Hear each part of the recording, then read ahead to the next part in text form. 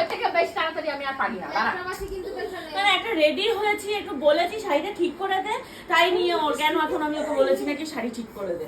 বলে আমার শাড়ি পরা হয়ে গেছে, আমি এখন তোর শাড়ি ঠিক করবো? করে তো দিয়েছি, করে আরে ঠিক হয়নি। আমি তো ঠিক করলাম বাবা, আমাকে আর বসাস না, আমার শাড়ি দিতে পারছি। ব্যাস আবার আজকে ঝগড়া বেঁধে যাবে। এই এক শাড়ি পরার পর প্রতিদিন আমাদের ঝগড়া বাঁধবে। এর থেকে ভালো আমি আর পারি না। তুই তাহলে রাখিস না কেন? কি যেন বলে শাড়িটারি পরে ড্রেসার রাখিস না কেন? আরে ঠিক করে ধর। দেখ আমি উইদাউট ড্রেসার সব একদম চাকাচাক রেডি। অ্যাকচুয়ালি ওর নিজের শাড়িটা নষ্ট হয়ে যাচ্ছে। তো নষ্ট হচ্ছে না, দেখ আমি বাচ্চা কাচ্চা নিয়ে সব নিয়ে পাচ্ছি। আর তুই এত সেরেছিস কেন? আমার জন্মদিন তাই আমি সেজেছি, তোর জন্মদিন নাকি? তুই এত সেজেছিস, গলায় একখানা এই পরেছিস, ঠোঁটে পরেছিস, আরে চুলটার কিরকম ইয়ে করে বেঁধেছিস। তুই পারিস নি বলে আমাকে হিংসা করছে, দেখেছো?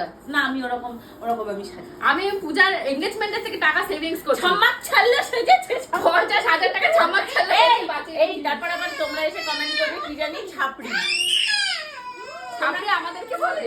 হ্যাঁ আমরা ছাপড়ির মতন সাজি। তাহলে আমি ছাপড়ি চিনি না। আমিও ছাপড়ি চিনি না। না পূজাকে এত ভালো লাগে। পূজা শাড়িটা আমার দেখা দেখি বুঝেছো, আমি এই শাড়িটা নিয়ে এসেছি, দেখে দেখে সুন্দর করে আবার এই শাড়িটা পরলো। তুই তো বললি এই শাড়ি পরবি না, তো এটা বললি কেন? না আমি দেখলাম শাড়িটা রয়েছে আলমারিতে। ও দেখলো দিদি সুন্দর সেজেছে, দিদিকে সুন্দর লাগছে, আমাকে তার থেকে সুন্দর সাজতে হবে। না আমি অত সাজিনি তোর মতো। আমার মাত্র কত কম দামের শাড়ি দেখেছো, ওর সাথে ওর পাশের দামি শাড়ি আমার প্রয়োজন। পরে যাবে দুজনেরই লাগবে কিন্তু।